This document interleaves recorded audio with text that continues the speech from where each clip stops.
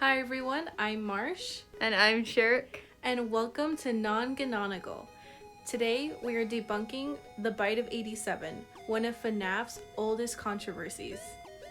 We wanted to tackle this because some people feel that the Mangle theory was too widely accepted with too little evidence.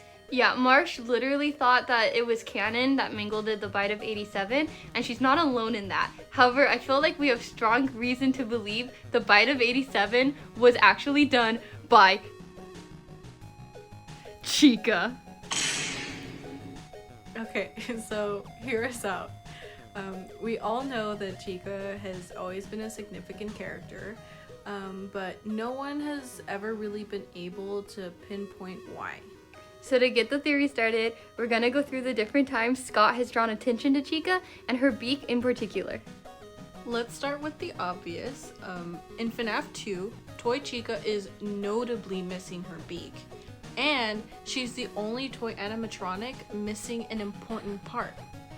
But, we could just rationalize that it could have just been a design choice, right? Yeah, it definitely could have if it would have stopped there, but Scott definitely wanted us to take note of it.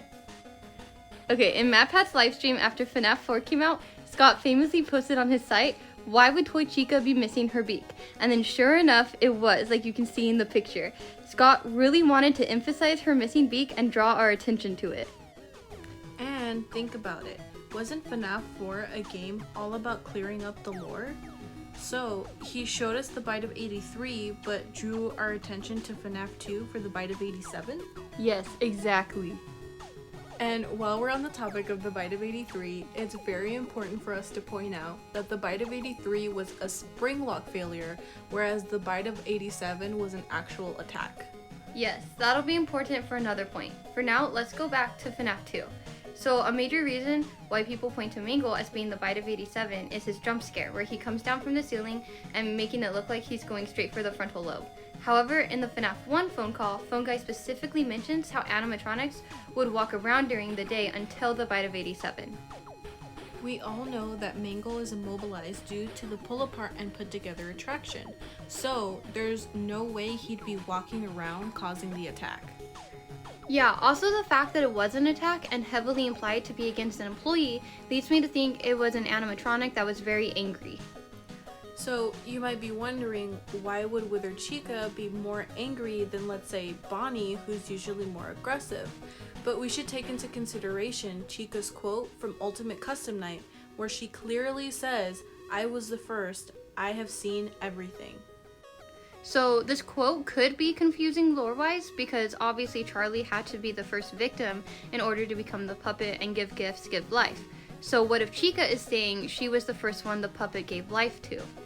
And this would make so much sense on why she had seen everything and would be extremely angry. So that would be her motivation, but one of the things that made so many people believe it was Mangle was because of his jaw and his teeth. So, do you think Chica could physically do the bite like Mangle could? So let's look at Chica's character design. It makes sense for Mangle's jaw to be unhinged since she's always being taken apart. But look at how unhinged Chica's jaw is. Yeah, there's really no reason for her jaw to look like that, especially considering the other withered jaws are intact. And with Toy Chica being the only toy animatronic missing a part, maybe they remove her beak as a precaution because of what happened with Withered Chica. Yeah, I feel like her character design alone is really strong evidence, but paired with Scott continuously drawing attention to her and her beak all the way up to security breach is really indicative.